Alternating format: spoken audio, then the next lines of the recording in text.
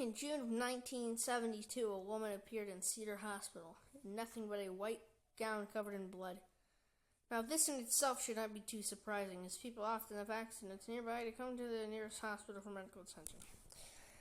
But there were two things that caused people that saw her to vomit and flee in terror. The first being that she wasn't exactly human.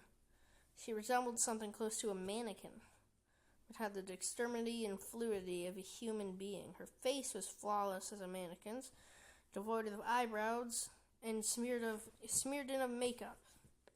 She had a kitten clenched between her teeth, her jaws clamped so unnaturally tight around to the point where no teeth could be seen. The blood was still squirting out over her gown onto the floor. Then she pulled it out of her mouth, tossed it aside, and collapsed. From the moment she stepped through the entrance to when she was taken to the hospital room and cleaned up before being prepared for sedation, she was completely calm, expressionless, and motionless. The doctors had thought it best to restrain her until the authorities could arrive, and she did not protest. They were unable to get any kind of response from her, and most of the staff members felt too uncomfortable to look directly at her for more than a few seconds. But the second staff tried to sedate her. She fought back with extreme force, two members of staff holding her down as her body rose up on the bed with that same blank expression. She turned her emotionless eyes toward the male doctor and did something unusual. She smiled. As she did, the female doctor screamed and let go out of shock. The woman's mouth were not human teeth, but long, sharp spikes, too long for her mouth to close fully without any damage. The male doctor stared back for her for a moment, asking, "What in the hell are you?"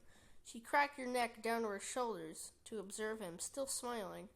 There was a long pause. The security had been alerted and could be heard coming down the hallway. As he heard them, she darted forward, sinking her teeth into the front of his throat, ripping out his jugular and letting him fall to the ground, gasping for air as he choked on his own blood. She stood up and leaned over him, her face calmingly, dangerously close to her face. As the life faded from his eyes, she leaned closer and whispered in his ear, "I am God." Then the doctor's eyes filled with fear as he watched her calmly walk away to greet the security man. His last ever sight would be watching her feast on them one by one. The female doctor who survived named her the expressionless. There was never a sighting of her again.